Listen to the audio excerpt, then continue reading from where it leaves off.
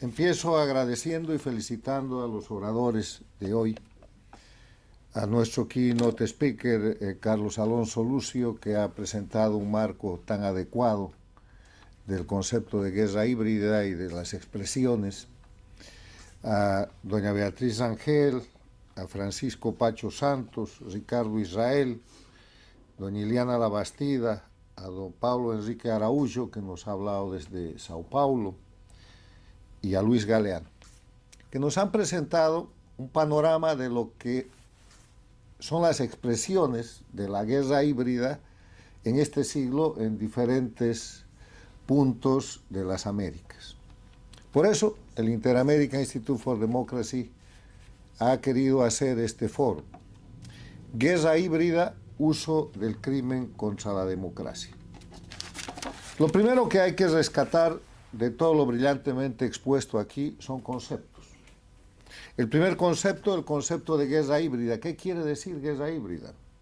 La guerra híbrida es una agresión, es un conflicto que se realiza por métodos convencionales y no convencionales con el objeto de debilitar al adversario, socavar su resistencia y destrozar su sistema institucional, que tiene además el elemento de que los agresores pueden negar la agresión.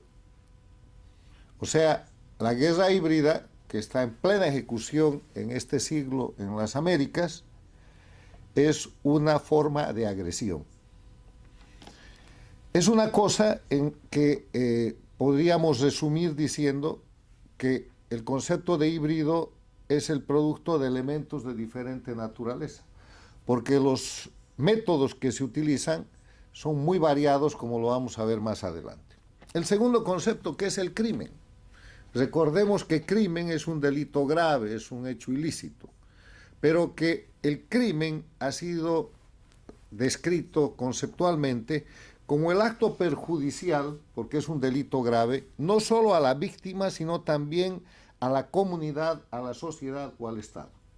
Cuando uno está hablando de un crimen, está hablando de un ilícito que daña no solamente a la persona, al individuo que es la víctima, sino a la comunidad en su conjunto. Tercer concepto, crimen organizado. El crimen organizado está definido como aquellos grupos estructurados en actividades ilícitas para obtener beneficios económicos de poder u otros. Cuando ustedes vean una organización estructurada, y esto está definido por la Convención de Palermo, de 3 o más personas que cometen delitos para obtener beneficios económicos de poder u otros, eso es una organización criminal, eso es crimen organizado. Y finalmente, el elemento de que el crimen toma la política. ¿Cómo se llama eso? Se empotra en la política, como ha dicho nuestro keynote speaker.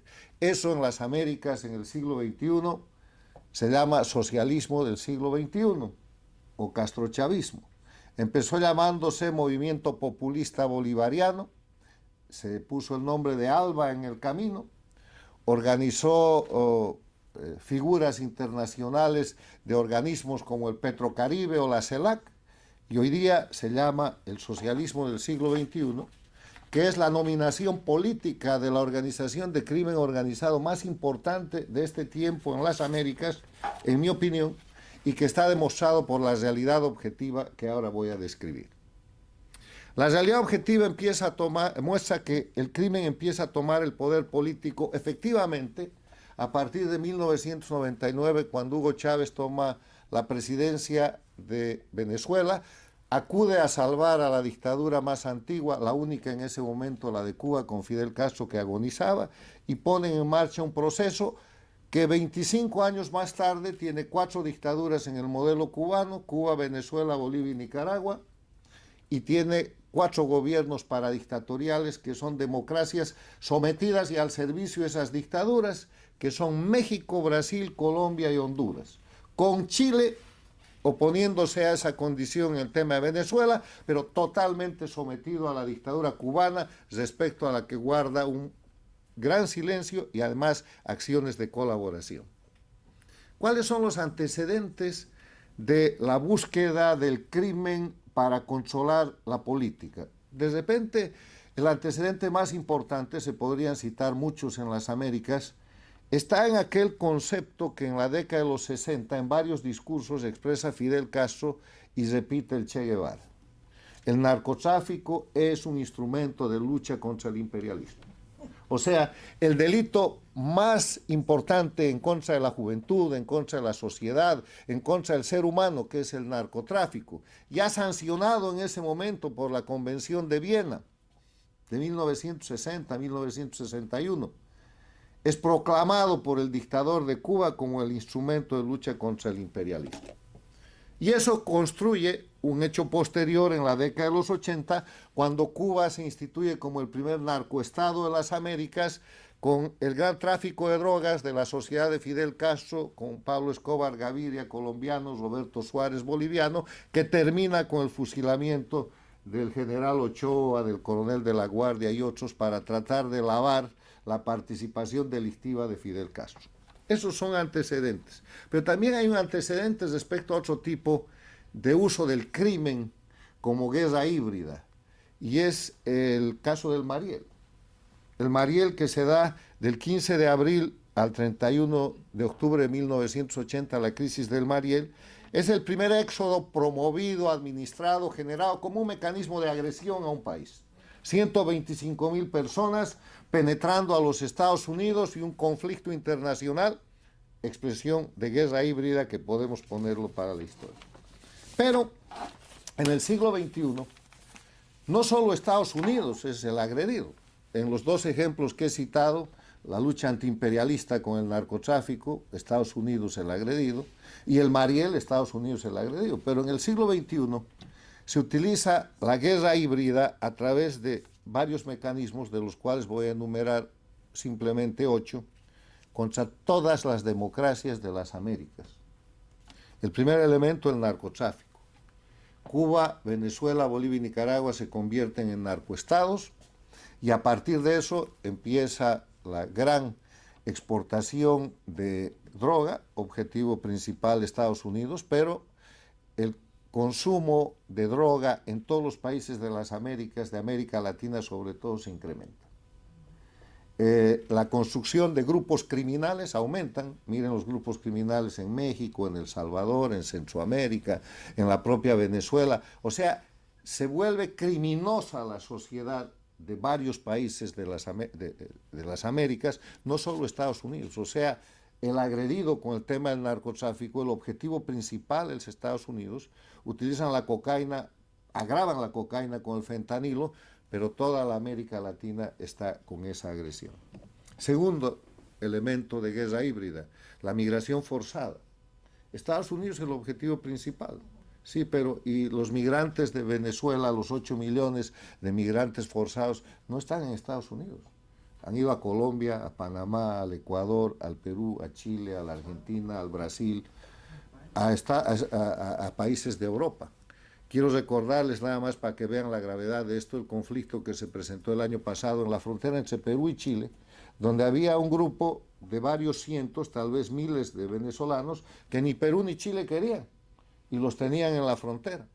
Quiero recordarles que las economías de Colombia, del Ecuador, de Perú, de Chile, de Argentina, se han recalentado por la llegada de migrantes, porque nadie está preparado para recibir miles o cientos de miles o millones de migrantes que terminan por afectar no solamente el problema social, el problema económico, el de empleo, el de salud, sino también el problema social, por de buena voluntad que se los quiera recibir. Tercer mecanismo, grupos delictivos. ¿Les suenan los nombres? Tren de Aragua, la Mara Salvatrucha o MS-13, los carteles de Sinaloa, de Jalisco, de los Zetas, del Golfo, grupos criminales en el Brasil, en la Argentina, que se han transnacionalizado, pero se han transnacionalizado con el auspicio de las dictaduras del socialismo del siglo XXI, porque si no hubiera esa permisión, no habría posibilidad de una operación que no tiene precedentes en el ámbito de la expansión transnacional de los grupos delictivos ordinarios. Cuarto, manipulación de elecciones, penetración de las elecciones con financiamiento de candidatos que son sacados de la cárcel para ir a la presidencia, como Lula en el Brasil, o que insisten tantas veces como López Obrador en México o Petro en Colombia con financiamiento ilimitado para llegar al poder y en el camino destruyen opositores para abrirles el paso a estos candidatos. Manipulación electoral con la presencia de candidatos que reflejan el crimen organizado y que buscan impunidad. El ejemplo que acaba de pasar en el Ecuador es dramático. La representante del correísmo quería tomar el poder para restituir el narcoestado, pero además para dar impunidad a Correa y a todos sus cómplices condenados con sentencias de 8 años de cárcel o más. Bolivia bajo amenaza con una elección en agosto, una elección en dictadura electoralista, Honduras casi en la misma situación, y peligro para las elecciones de este año en Chile y en Argentina, donde el financiamiento del crimen organizado, del socialismo del siglo XXI, con diferentes métodos y de diferentes fuentes, ha de ser un medio de guerra híbrida contra la democracia de estos países. Quinto, manipulación tecnológica. Sexto, noticias falsas. Séptimo, asesinato de la reputación. El asesinato de reputación no es otra cosa que el destrozar la reputación de las personas con argumentos infames. Resulta que en Colombia, y solo voy a poner un ejemplo, hoy día están en el Senado los violadores, asesinos, narcotraficantes y criminales de las FARC. Y está enjuiciado el expresidente Uribe, que luchó contra el narcotráfico, con ejemplo de éxito y brillantez para todas las Américas. ¿No? ¿Para qué poner más ejemplos? Podemos encontrar gente y situaciones de ese tipo en la Argentina, en Bolivia, donde están presos los mandos que defendieron la democracia, y en todo el hemisferio de las Américas, sobre todo en América Latina. Y octavo, la guerra cibernética, que es una situación que se vive día a día, con difusión de noticias falsas y otras. Termino esta descripción, porque todo lo que he hecho es topografía, aquí no hay ningún aporte novedoso, diciendo que es importante hablar de guerra híbrida, saber lo que es la guerra híbrida y entender que las democracias de las Américas, no solo Estados Unidos, todas las democracias de las Américas, y con ellas la libertad de los pueblos de las Américas, está bajo la agresión permanente, la guerra híbrida, por un enemigo que se hace llamar socialismo del siglo XXI y que no es otra cosa que crimen organizado bajo el mando de Cuba, integrado por las dictaduras de Venezuela, Bolivia y Nicaragua, y con el respaldo de los gobiernos paradictatoriales de hoy día, de México con la señora Sheinbaum, de Colombia con el señor Petro, del Brasil con el señor Lula y de Honduras con la señora Xiomara Castro. Muchas gracias.